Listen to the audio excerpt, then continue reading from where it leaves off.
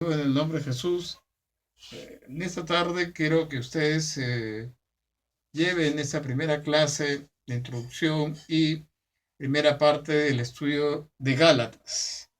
Gálatas es una introducción, una carta hermosa donde nos enseña verdades que hemos estado llevando, pero que aquí se profundizan. Gálatas fue escrita mucho antes que la carta a los romanos y a la carta a primera y segunda de Corintios. ¿Ok?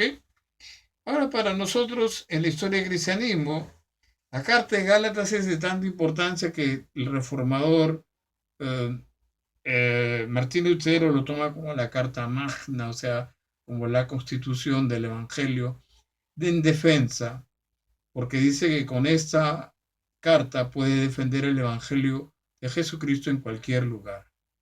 Y eso es lindo, ¿no? Saber que una carta te produce una vida tal como se la produjo a Juan Wesley en la calle Aldersgate, para poder comenzar a él a evangelizar un avivamiento profundo en Inglaterra. Él hasta ese momento se creía un misionero, pero vino a Estados Unidos e Inglaterra hecho un desastre. Y esta carta le recobró vida y pudo generar uno de los más grandes avivamientos que los ingleses recuerdan hasta hoy. ¿Por qué les hago esta introducción? Algo que dice, ¿de qué le vale? Y a los que llegan, díganle que recién está en la introducción. Vayan abriendo su libro en Gálatas porque dentro de un momento lo vamos a ver. Amén. Fue escrito en el año 48 a 50 después de Cristo en la región de Galacia. Galacia comprendían varias, como decir, Lima con todos sus alrededores. ¿Ok? Y a esa región se le llamaba Galacia.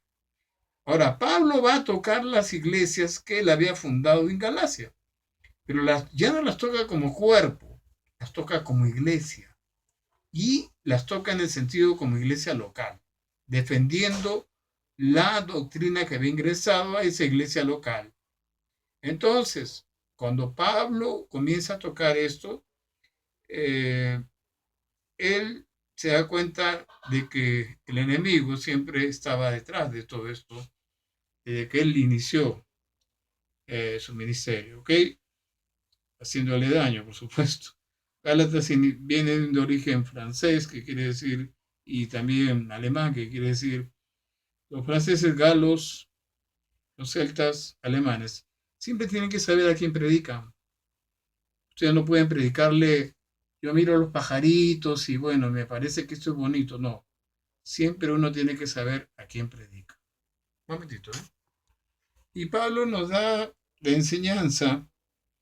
Es una carta eminentemente correctiva, va a corregir todos los errores que hay, tanto en los Gálatas mismos como en aquellos grandes que habían subido a Galacia.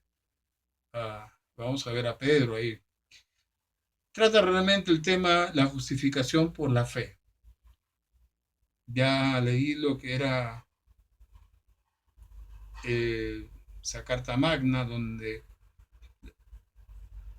habla así, que se desarrolla de parte de Dios una doctrina cristiana independiente de toda, de toda la obra judaizante y instala la obra basada y consumada de Cristo en la cruz, Jesucristo. Y cómo por medio de la fe uno puede allegarse a Dios. Amén. Él se dio cuenta, porque eso sucedió entre Hechos 13 y 14, que cuando Pablo salía de Galacia se infiltraban maestros judaizantes. Y yo no lo voy a mostrar un pedacito nada más, pero lo voy a hacer un print screen para que lo puedan leer mejor, porque he tratado de grabarlo así con mi propio celular, porque la verdad que es esa, y no creo que llegue bien, yo quiero que llegue bien las definiciones. ¿Ok? ¿Qué cosa es un judaizante? ¿Por qué? Estos maestros judaizantes que venían de Jerusalén enseñaban que una persona que es salva por la fe en Jesucristo debía, además de eso, guardar la ley. O sea, circuncidarse, guardar el sábado, todo aquello que ya no era necesario porque tú no le, ni ser humano alguno le puede añadir algo o quitar algo a la cruz de Cristo. ¿Ok? Jesucristo en la cruz cumplió todas las profecías del Antiguo Testamento del Cristo sufriente.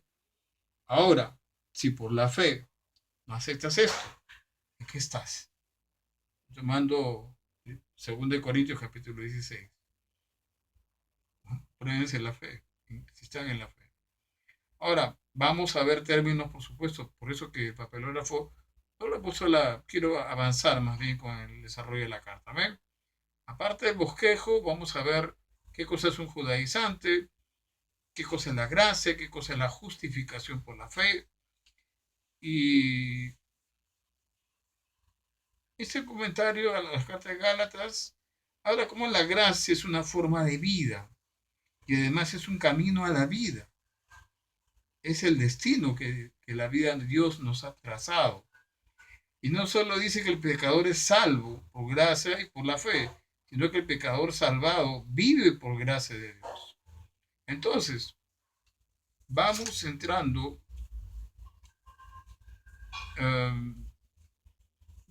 La carta de Gálatas para muchos es polémica. ¿Por qué? Porque Pablo designa algo y Dios se lo designó antes, es la defensa de Dios contra todo legalismo. Así, cortar contra todo lo que es leyes tras leyes tras leyes, que no tenían nada de gracia de Dios y no fueron enviados por eso. El uso de la ley, la parte de la Torá, que es la palabra de Dios, no es desacreditado en nada. No se le quitan sus majestad y perfecciones que son tan altas que no las podemos alcanzar a veces, muchas veces.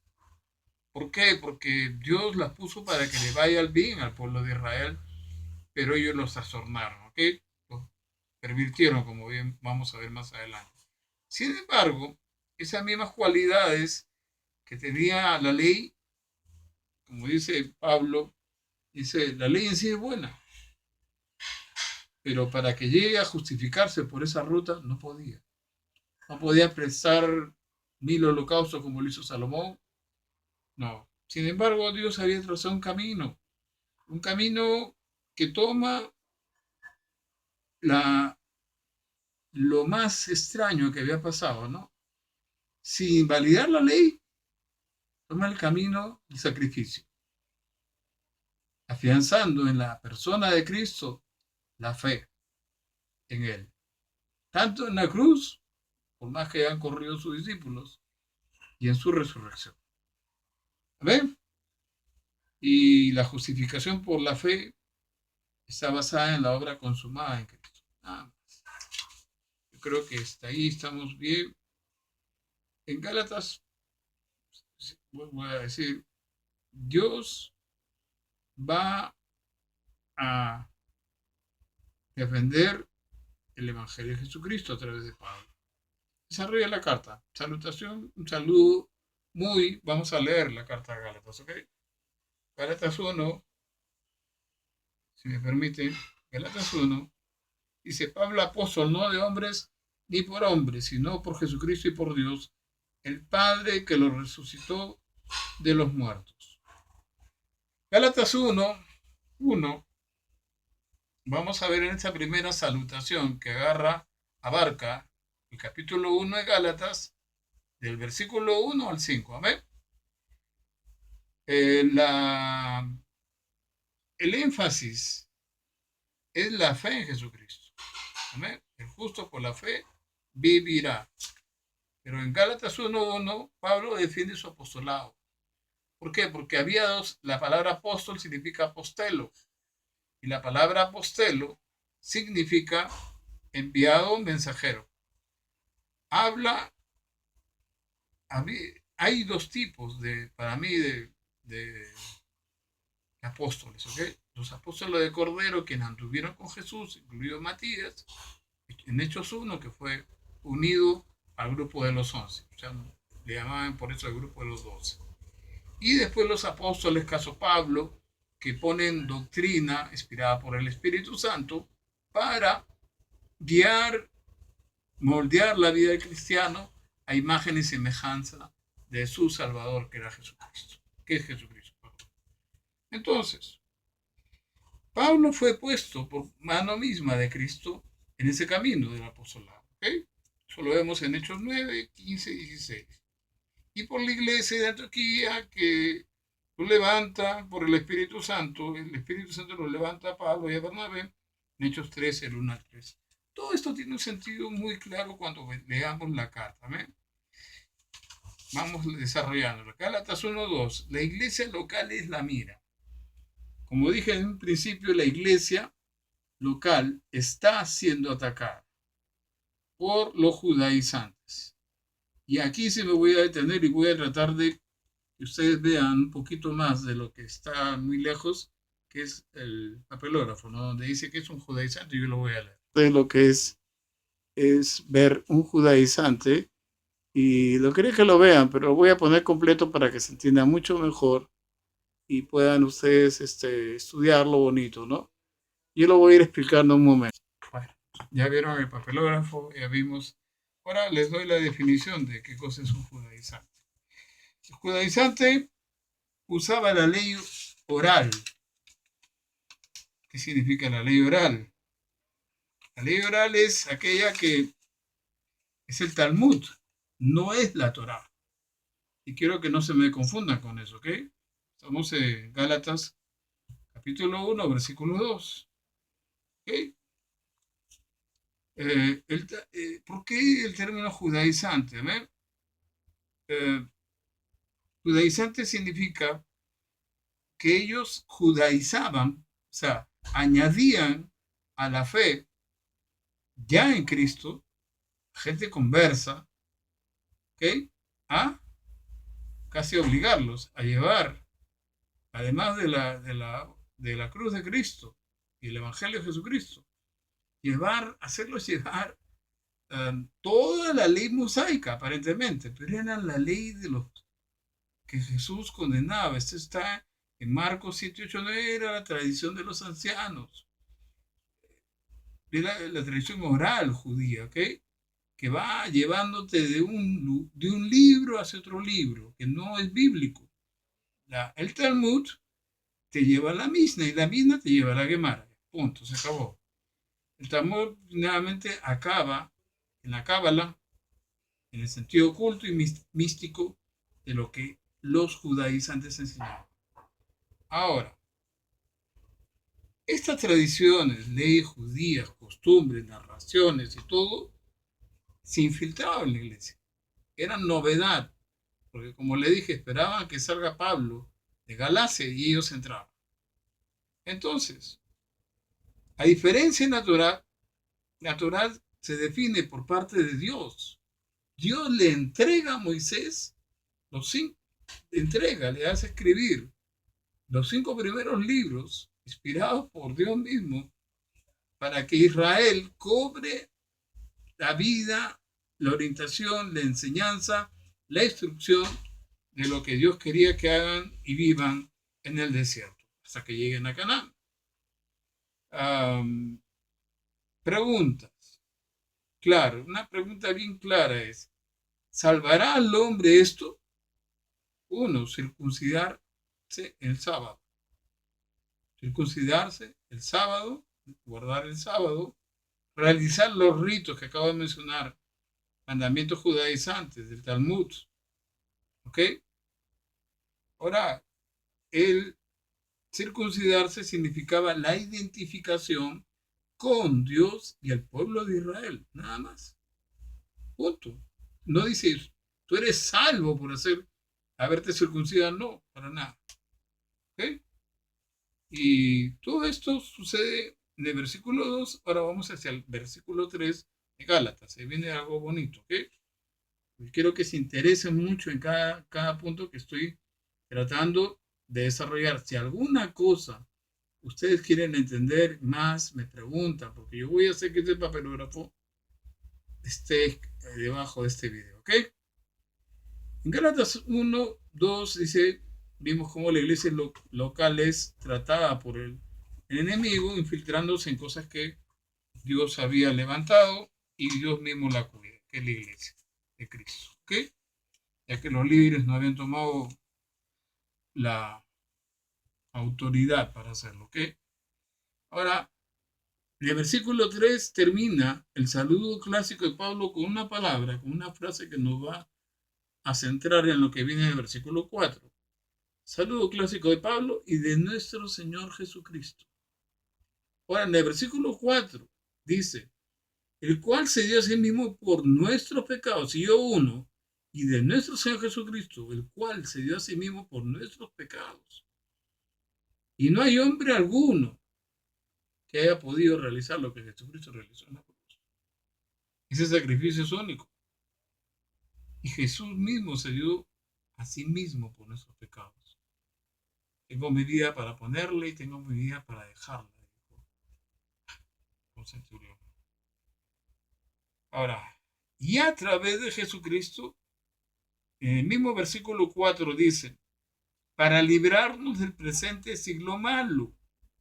O sea, a través de Jesucristo, cuando yo acepté por fe a Jesucristo, fui justificado, fui redimido y también en eso Dios me dice, vas a ser librado a través de ese texto que hemos leído para librarnos del presente siglo malo.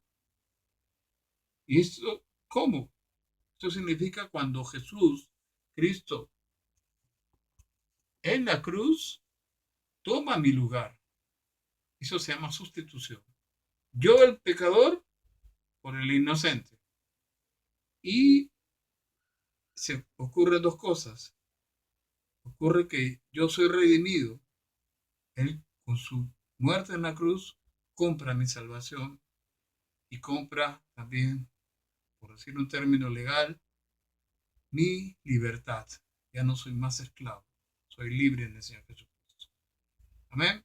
Él tomó mi lugar y lo hará para librarnos del presente siglo malo. ¿Bajo quién?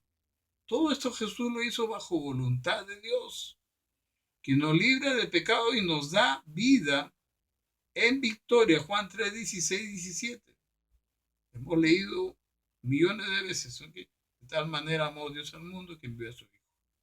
¿Eh? Ahora, en Gálatas 1:5, Pablo insta a alabar, a dar gracias a Dios cada día por esta salvación tan grande obtenida por la cruz de Cristo. Cristo tuvo en la cruz.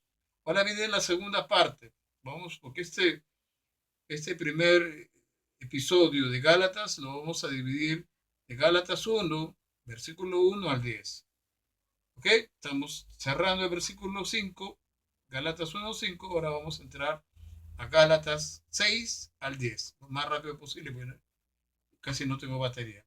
Y además el tiempo es importante. Medidas severas. No hay otro evangelio. Terrible problema a resolver. Vamos a leer por qué Pablo escribe eso. ¿Okay? No hay otro evangelio. Y Pablo tiene que tomar una medida correctiva muy fuerte a partir del versículo 6. Estoy maravillado de que tan pronto los hayáis alejado del que os llamó por la gracia de Cristo para seguir un evangelio diferente. No hay otro evangelio. Lo que pasa es que voy a justificarlos a los Gálatas. Ellos se agarraron de lo que los judaizantes le habían enseñado y les fue re mal. ¿Ok? El Evangelio de Jesucristo tiene dos aspectos. Uno, el aspecto bien claros, ¿ok? Los hechos del Evangelio. Están en 1 Corintios 15, del 1 al 4, si alguien lo quiere leer. La muerte, sepelio y resurrección de Jesucristo. El Evangelio contiene la gracia de Cristo. La segunda parte de estos dos aspectos es la interpretación de los hechos del Evangelio deben ser recibidos por fe. Yo primero tengo fe en la cruz de Cristo y luego la gracia de Dios actúa liberándome, salvándome, poniéndome en lugares celestiales juntamente con Cristo y obrando en mi vida. Ya hemos visto cómo actúan los judaizantes que infiltraron esto de que no es así y que tienes que llevar el rito según ellos, del Talmud, ¿ya? Para que se entienda. Gálatas 1:7, pervertir. ellos quisieron no que haya otro evangelio, dice, sino que hay algunos que os perturban y quieren pervertir el evangelio de Cristo. Y esto es bien duro, lo que está diciendo acá es una palabra muy fuerte. Quieren cambiar el evangelio por un evangelio que no es evangelio. Disculpen la expresión, aunque parezca un poco fuerte, enredada, pero es así. Es lo opuesto a la realidad del evangelio verdadero. Para Pablo, uno, escuchando a un hombre así, debería despedirlo de la iglesia o desecharlo, no escucharlo. Así un ángel venga, el versículo 8, así un ángel venga, ¿ok? Si trajera este evangelio, no lo recibáis. Dios ya cubrió lo que tenía que cubrir con la doctrina bíblica, no hay más. Gálatas 1:9, sea anatema, aquel ángel que trajo esto, tan bonito él, el ángel, ¿no? Igual que su maestro, Satanás, sea maldito, dice.